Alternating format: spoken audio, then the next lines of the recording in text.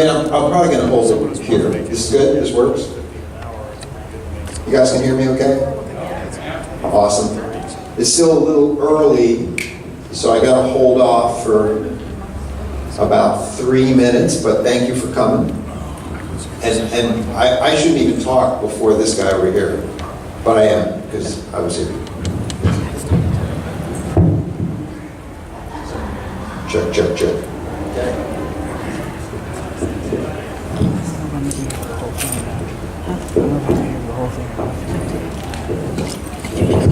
Yeah.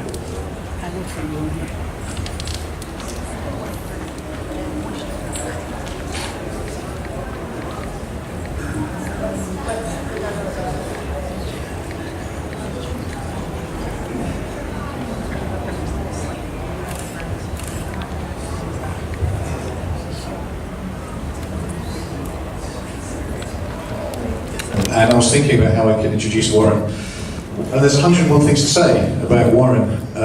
Magician, accomplished magician. You need to get him to show you one of his tricks before he leaves. Actor, video game developer. But today, Warren is going to be focusing on the earlier part of his video game career, talking to us about the development of the classic arcade game Qbert, released by Gottlieb during the golden age of video gaming. Warren, thank you for being here. Thank you everybody for coming. Warren Davis, ladies and gentlemen. Thank you.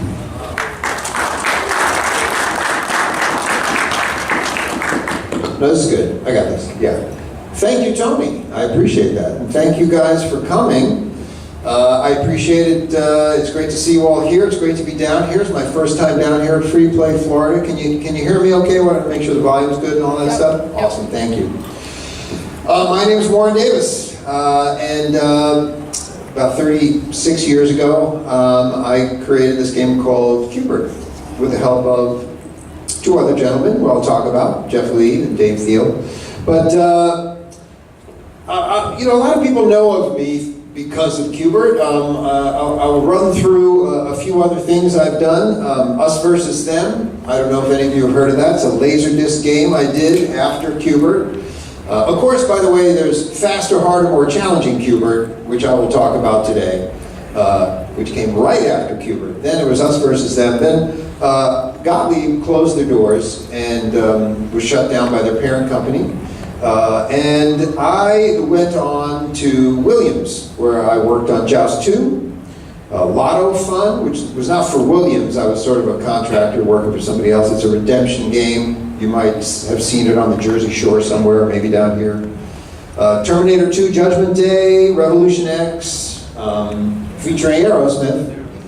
All of these games have stories that I think you'd find interesting.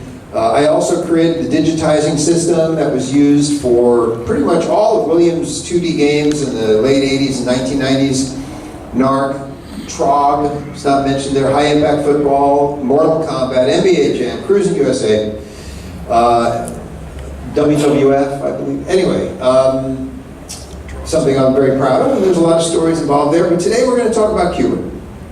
I will say, by the way, there's a NBA Jam Tournament Edition out there, and if you put in my initials and my birthday, my head and name will pop up, and you can play as me. So, WBD 817. So head out there and do that. Anyway, how do you guys know Qbert? I mean, Qbert, obviously, I worked on the original arcade game. And then I did faster, harder, more challenging Qbert, which I'll talk about. Many people don't know it, but you know, this is obviously the original, of which there's one here on the show. But then there was Qbert's Cubes, and I'll talk about that a little bit. I had nothing to do with Qbert's Cubes. There were all the home versions of Qbert that came out, and I had nothing to do with any of those. Other than telling me, I had some conversations with the guys who did the ports, but they worked for the home game companies, and I worked for the arcade game company. There was a Qbert's Quest, the pinball machine, which I had nothing to do with. Then there's, yeah, this is from the Saturday morning Qbert cartoon show. I don't know if, has anybody here seen this? Oh wow, oh wow. Jeff Lee and I both laughed so much about this. We had absolutely no input, and we just thought this was the most hilarious, ridiculous thing. Jeff Lee took particular offense at the fact that they gave Q*bert arms. But we had nothing to do with that. Then, there were a couple of ports of Q*bert in the 90s. Jeff Lee actually did work on Q*bert 3. I did not. So here's the thing. In the mid-1990s, I was actually working for Disney on home games. And I went up to this game developers conference. It was something that happened every year in San Jose. And I ran into the guys from Sony Interactive, basically Sony's division that made video games. And I was aware of the lineage of Q*bert's history. Now, I created the arcade game, but I did that as an employee for Gottlieb, so I did not own the rights to Q*bert.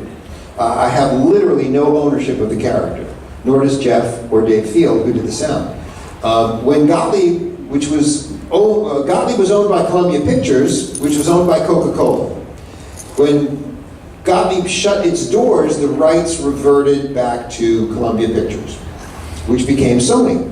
So Sony actually owns the rights to Q*bert, and I knew that. And in the 1990s, after we really hadn't seen much activity from Q*bert for years, I said to the guys, why don't you guys do anything with Q*bert? I mean, you own the rights. And they were like, we own the rights to Q*bert? They were literally, they had no idea that they owned the rights to Q*bert. And a year later, after I had this conversation, this came out for the PC and Dreamcast made by Atari. I had nothing to do with it. Now recently, Q*bert's kind of come back into the limelight, he's been in the movies. Wreck-It Ralph up there, and Pixels down there. And I know I saw him in the Wreck-It Ralph 2 trailer, just a little bit. I don't know how much he's going to be in it, but it's lovely. I feel very gratified. Again, having no financial stake in Q*bert, I'm gratified that the character is still somewhat remembered. I'm grateful to all of you for still remembering this thing that I did so long ago, but I am a little concerned, and I'll show you why. Like, here's the most recent Q*bert. This is Q*bert rebooted. I think this came out 3-4 years ago. I am very concerned about his nose. He's gotten a little flaccid over the years. That is not the Q*bert I remember, so I'm a little worried about that. But he is getting older, so I'll give him that, Let's see, what's next? How do you get a job making video games in 1982? So basically in 1982, I was an engineer. I had an electrical engineering degree. I had been introduced to video arcade games in college. They came out, first games were in the 1970s, and that's when I was going to college. And I always thought that, getting a job making video games must be the most amazing, cool thing. How do you get that job? I didn't know. I thought you had to know somebody, or you had to be somebody special, and I certainly was nobody special, but I found myself, I was working for Bell Laboratories out of college, and then I found myself disillusioned with that job, and I quit, and I moved into Chicago, and I had no job for about 4 months. And actually, when I left Bell Labs, I sort of told myself I was going to leave engineering. I was going to go, I know it sounds ridiculous, but my thought was, I'm going to go become an improviser at Second City. And I took classes. And I became an improviser around town in a comedy group and all that stuff. And but I would look at the Sunday paper on the weekends. I just surreptitiously look at the want ads to see what kind of engineering jobs are available, because I was running out of money and I needed a job. And then one day, this is the actual ad. I actually went into the Chicago Tribune archives and found this last year. December 27th, 1981. This is the ad that I answered. I saw this ad and I said, wow, they're looking for video game engineers. So I answered that ad. I wrote a very sort of informal cover letter with my resume, and this was right before New Year's, and I think it was like right after New Year's I got called in for an interview. This was the place. This is actually a modern photo of the building, but it doesn't look that different. The blue is different. I believe it was just sort of an industrial gray back then. 759 Industrial Drive in Bensonville. And as I was walking up for my interview, this sort of large, rotund guy came up to me, and he's like, "Are you here for the video game interview?" I'm like, "Yeah." He's like, "Listen, watch out for that Waxman guy. He's a bit of an asshole." I was like, "Okay, thanks." I didn't know what he was talking about. And then I went inside, and I had my interview, and I found out that the guy who said that to me was Waxman. That was Ron Waxman. He was the vice president of engineering. This is a pixelated representation of him. I don't have an actual photo, and then I'll show you where this came from a little bit. But anyway, yeah, so I got the job. Somehow I got the job. Believe me, everything he said to me made me think I was not going to get the job. On the outside, he was a very gruff guy. He talked in a gravelly voice. He always had a cigar. And, you know, every question he asked me, I thought I answered wrong. He just seemed to have nothing but disdain. But somehow I got the job. Turned out he was a sweet, sweet man. That was just sort of his exterior. Now, we worked at this place, 759 Industrial Drive. This was not the main Gottlieb plant. The main Gottlieb plant was in North Lake, about 8 miles away. That's where they were doing all their pinball manufacturing. We actually had a huge manufacturing facility that was completely empty because Gottlieb had not yet released an in-house video game. When I was hired in January of 1982, Tim Scallion was finishing up Reactor, the development of Reactor. That would be Gottlieb's first in-house game, and it would roll off the assembly line in a couple of months, okay, when I'm testing all sorts of stuff. So we worked in this sort of think tank environment. We were a very small team, not a lot of programmers, not a lot of artists, not a lot of sound people, and we were all in this one big room, basically looking at each other's work. We had to share development systems. I think there were 3 development systems for, you know, maybe 6 programmers. So it was an interesting time. Certainly management did not impose anything on us. By the way, this is Tim Scallion, the creator of Reactor. Now, Tim Scallion was hired to be sort of our mentor, our guru, because he's the one who had a track record. Tim Scallion did so many games for Cinematronics, so Gottlieb kind of hired him as somebody who knew what they were doing, because the rest of us in the department had no track record in video games and didn't know what we were doing. And Tim was a great guy and a wonderful mentor and helped us out in any way he could. And he was a rock star. I mean, he was a rock star at that time. So my first job, was to learn the ropes. Figure out how to make a video game. And basically, I worked for a guy named Tom Malinowski. He was working on a superhero game. This is a game that was designed, sort of inspired by Superman 2. Remember Superman the movie and Superman 2, where Superman fought these 3 Kryptonian villains. So Tom's game was patterned after that. Of course, we couldn't get the rights to Superman. That would be too expensive, and Gottlieb passed on paying all that money. So basically it became a generic superhero. Yeah. Now, I don't know if you've ever seen this or heard of this, but this was basically the game. Now notice the pedestrians on the bottom. You see that guy in the yellow shirt? That's me. Basically, he's just a guy with a big afro, which is pretty much what I was back then. And I don't know if you noticed, but see the buildings? So basically the way the game worked is the superhero would fight these villains, and then people would get knocked into the buildings, and rubble would fall out of the buildings on the ground and crush the pedestrians. So you tried to not let that happen, but my job on the game was I programmed a bulldozer that came out and cleared the rubble. That was pretty much the extent of what I did on that game. Anyway, here's a drawing. So Jeff Lee, who is a fantastically talented artist. He did the graphics on so many of the Gottlieb games that came out in those couple of years. But this is his sort of pixelated version of me that you saw at the bottom. The game was put out on test, did not do very well. Gottlieb really wanted it to do well. It was, again, their second in-house game, and Reactor was coming out at that time. Reactor was, you guys familiar with Reactor? Yeah, Reactor was not a huge success. It was sort of an out-of-the-box game. It, it was different than anything been out there. Some people liked it, some people, not so much. Anyway, they put this game out on test, the superhero game, did not test well. And they thought, well, maybe it's the name. So they changed the name. So the original name was Protector, because we couldn't get Superman, so it's kind of this generic name. Yeah, maybe that wasn't working. They tried it again as Video Man. It didn't work very well. And then they thought maybe it's the controls. So they changed I think it was originally a trackball, they changed it to a joystick, and they called it Guardian.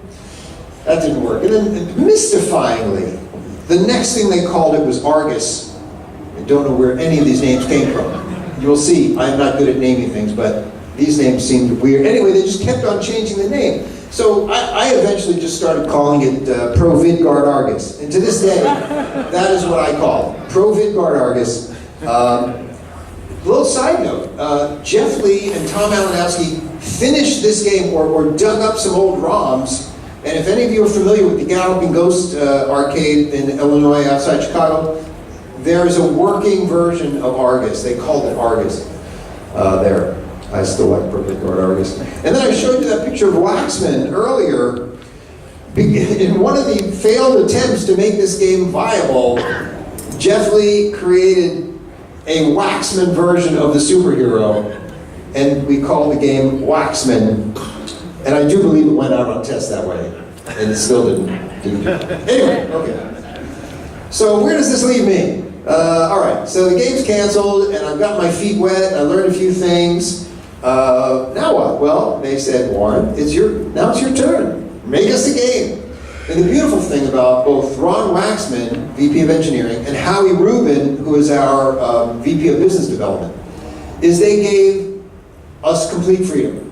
They knew video games were sort of a new thing. They knew that really none of us were experts, and that nobody really was an expert and knew what was going to sell or what was going to become popular, and they gave us artistic freedom, which is amazing. They also protected us from the rest of the company, because we were in this sort of separate place, in this little satellite place. So, time for me to make a game. One day, I'm just walking by, because we were in a big room, we could look at each other's systems and what people were working on, and I saw something that basically looked like this. It was just sort of this Escher pattern of cubes that filled the screen. A guy named Kanyabamoto, who was one of our programs, went on to do Mad Planets, but he was doing something funky here where he was switching the foreground and the background planes. Our system had two planes, basically, foreground and background. Sprite-based in the foreground, and in the background was background blocks. So he was just using this as a background, but then sort of switching things. I don't know exactly what he was doing, but when I looked at it, just in my mind, I kind of saw this, I imagined this. And the reason I imagined this was because I thought to myself, if a ball were to fall on the top cube, it would have exactly two ways it could bounce, left or right. And in fact, no matter where it bounces, it will always have two directions where it can bounce. Well, two directions is binary, and programmers like binary. And with 7 rows, which you could fit on a screen, that meant with one byte, a random byte, I could predict a path for a ball, all the way down the pyramid. And so I set about teaching myself how to program randomness and gravity, because the balls fell with gravity. By the way, in Pro VidGuard Argus, the rubble that came out of the building, it didn't even have gravity, because I just wasn't that advanced. It just came out and fell at a very constant speed. So I wanted to learn gravity. Not that it was that hard, I just never done it. So anyway, I had this programming exercise. So that was my initial goal. Make the pyramid, program the balls. So what's next? Well, people saw what I had done with the balls falling down, and they said, that looks pretty cool. You should keep on with that. It's like, okay, I guess the next step is you have a character hopping around this pyramid. So I went to Jeff Lee, our artist, and I said, Jeff, do you have characters that I could use? And he said, yeah. And he put a bunch up on his little development screen, and I liked the one with the long nose, the orange one with the long nose. To be honest, he kind of looked pathetic. And I thought, yeah, that's kind of the character I'm looking for. And so he gave me that character. He made all the angles I needed. He put in a little, animation with a bent knee, so he absorbs a shock when he lands, and that's what I did. I had the character hop around the pyramid, and I had him collide with the balls, obviously. That was another. So the point I'm getting at is that every step of the way, I just did something, and then I said to myself, well, what do I want to do next? And I tried to keep it as simple as possible because this was my game. And you may have heard the term snots and boogers. Anybody ever hear that term? So the legend is that the original name of the game was Snots and Boogers. It was not true at all. It was a joke. I mean, people would see Q*bert with his snout, and Jeff's design was absolutely intended for the character to shoot out of his nose. That's just Jeff's sense of humor. My sense of humor too. I thought that was hysterical. I thought that'd be really cool to have him shoot out of his nose. Unfortunately, that was too complicated because I didn't want to make life hard on myself. And also with the pyramid, it didn't make sense to me. How do you aim? What are you shooting at? To me, I never seriously thought about shooting. It just didn't make any sense. I took a lot of flack for a couple of things. I took a lot of flack for the fact that if you just push on the joystick at the beginning of the game, you fall off the back of the pyramid and die. People did not, people in-house when they would play the game, they'd be like, well, don't let him fall off the pyramid. And I'd be like, but you gotta learn. See, you can't make it too easy, right? You gotta learn. So I stuck to my guns on that. The other thing was the 45-degree angle on the joystick, which again made perfect sense to me. You're jumping in diagonal directions. Why would you not have the joystick at a diagonal? But people at Gottlieb were like, wait a minute, you can't go up, down, left, right? I don't know what to do with that. I don't know how to handle that. So I had to sort of stick to my guns on that one. But it was still not a game. I had Q*bert running around the pyramid, and I had balls falling, and he was avoiding balls and things like that. So one night I'm working late, and as happened quite often, Ron Waxman, Vice President of Engineering, big, round, rough guy, was sitting behind me, smoking a cigar, breathing like Darth Vader. You would just hear him, you tune him out, but he would just sit behind you. It was very unnerving. And I'm just playing the game, testing it, making sure it's working the way I want. And he goes, what if the cubes change color when he lands on them? And I thought, yeah, that's a good idea. So I took that idea, and to me, that's when the game became a game. And then I could kind of run with it. And at that point, things started to happen a lot more fast. So, everything sort of just felt like it happened organically. It just made sense. We need a character to chase Q*bert, to chase him off the pyramid. This whole idea of discs on the side so Q*bert could escape was kind of like my version of the tunnels in Pac-Man. The way Pac-Man can jump out of a tunnel and the ghost stops chasing him, Slick and Sam, everything just sort of happened. Now, Ugg and Wrong Way, that was a Jeff Lee thing. Jeff Lee was like, what if we have, guys coming in at a different plane of gravity? And I'm like, Jeff, you're killing me. I'm trying to keep this simple.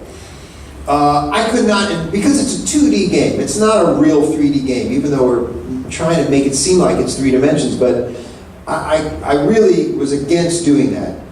But the idea was so cool, it kind of stuck in my craw, and I wouldn't let it go until I figured out how I might do it. And then I figured it out, and then I did it. So we had an UGG and a wrong way, the green ball. Here's an interesting little story. In the middle of development of Qbert, for some reason, Gottlieb decided to move us from Northlake from Bensonville into Northlake. So if you look at this business card, pretty much the same as the other one, except the address is different. We actually moved to the main plant in Northlake, and that's where all the pinball designers were. Now, we were just the video department. We loved these pinball guys. We were huge pinball fans, and we were kind of excited about meeting these pinball designers. And then we got there. There was no kind of mixer, there was no kind of introduction. We just showed up one day in our new space, and all these pinball guys are giving us these dirty looks. They are giving us the stink eye. And we're like, hi, how you doing? We didn't understand what was going on. Well, what was going on, and we didn't know at the time, those pinball guys wanted to be the video developers. When video became more important than pinball, they wanted a shot at it, and Gottlieb did not give them that shot, and so they kind of resented us, even though they didn't know us, but they resented the idea of us, and it was a little awkward there at first, when we first mixed. But as we got to know each other, it all smoothed itself out. Management did not help that out. Here's a picture. This is the only picture I have of me developing Qbert.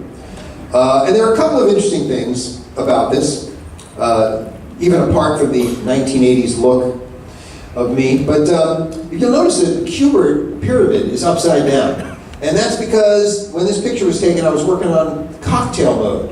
So I don't know if you're familiar with cocktail cabinets. They did make Qbert in a cocktail cabinet. The players sit on opposite sides of the screen, so between players you want the screen to rotate upside down, and that's kind of what I was working on. You also might see, right down here at the bottom, a little joystick in what looks like a rectangular bucket. Well, that is a Tupperware bucket, turned upside down with the joystick mounted in it. And this is where you can see it's mounted on the angle, on the diagonal, right? But people would come and play the game and they would straighten it out. And then they obviously they couldn't go where they wanted to go. And I would have to say, no, you got to rotate it back. And they were very, very frustrated. You could also see the blue box, which was our development system. That was this Intel machine that we did our development on. We have, of course, our hardware is connected to the monitor, but that blue thing is our development system. After, I don't know, a little while, we switched to IBM PCs as our development system, which was actually easier. They still didn't have hard disks, if you can imagine this. Floppy disks had 180K on a single-sided disk. Then they went to 360K on a double-sided disk. I remember when we got our first hard disk, a 1 megabyte hard disk, and we thought, a megabyte? What are we going to do with a whole megabyte? But that was the 1980s. Here's a picture of Jeff Lee. Haven't seen him yet. There he is. Actually, that's not a picture, it's drawing. This is actually from the Us versus Them side art, but that is Jeff Lee, drawn by Larry Day. And here's a real picture of Jeff Lee. And you'll also notice he's leaning over a cubicle that has a Qbert-themed calendar. And that was created by another one of our programmers, who was a programmer artist named Chris Brewer. I'll talk more about that later. Anyway, Qbert. Why does Qbert talk the way he talks? Well, the creator of Qbert sound is this guy, Dave Thiel, looking like he's had one too many to drink at a trade show. Probably true. So Dave, we had a soundboard that we used for our pins. Reactor had the same soundboard. ProVidGuard Argus had the same soundboard. And it had a voice chip on it. It was called a Votrax. This was our soundboard, and the little yellow arrow points to the evil Votrax chip. And Dave had used this before, and it really, was horrible at making human speech. Whenever he tried to get it to say, like, bonus, like for bonus points, it would come out bogus. And he just absolutely hated working with this chip. But when he saw Qbert and he saw what happens, and you get hit on the head with a cartoon balloon and all that, he said, I know exactly what to do. And he just threw random bytes at this Votrax chip. So when you hear Qbert's speech, it's literally just random phonemes that are coming out. Now you may hear words, but it's not because the words are programmed. It's because literally it's just random numbers being thrown at this chip, and sometimes you hear things. Sometimes you hear nasty words. Anyway, there's only two things that Qbert actually says in English, and one of them is when you turn the power on, he says, "Hello, I'm turned on." And then the second thing is when you, after you put your initials in the high score table, he says, "Bye-bye." And that's it. All right, how did Qbert get his name? So I'm not much about naming. When I was working on this game, I did not think about a name for this game. I did not think about a name for the character. I thought about, what am I doing? I don't know. Every step of the way, I'm just doing the next thing. This is some code. This is actually from a printout. And if you can see things, the names are generic. There's a move bouncers, BNCRS, everything was just named generic. Anything with a player was called player, start player, There were no names in this game at all. Let's see, what else I got here? Yeah, here's some code. This is the start player routine. And you will not see any mention of Qbert or Coily or anything, because none of these names were done. But when we got to the point where we had to release the game, we realized that these characters needed names. Jeff came up with a bunch of names, and I was like, fine. Coily, that was a pretty obvious one. Slick and Sam, because Jeff liked the sound of spick and span, and he wanted something similar. Sam Russo was one of our programmers, so that was sort of in honor of him. But what about the game itself? And we knew we wanted the name of the game to be the name of the character. But what would that name be? Well, Howie Rubin, who's our Vice President of Business Development, who's sort of an out-of-the-box thinker, was like, we'll just name the game the Swearing Balloon. And, everybody involved was like, huh? How are people going to refer to it? And Howie was adamant. He would say, and he would say this, if this game is as good as we think it is, they'll find a way. And he actually insisted on having some of these put out on test with the swearing marquee. This is like a concept art for the swearing marquee, but we actually did a production version of the swearing marquee, which I'm sure many of you have seen. I'm always asked how many were made, and I really wish I knew the answer. In my mind, it's a very low number, like 15 or something like that, but it could have been more. I know I have one. I know I've seen a lot. I know a lot. They're repro'd now, so you can find them. But we actually put the game out on test, and eventually we convinced Howie that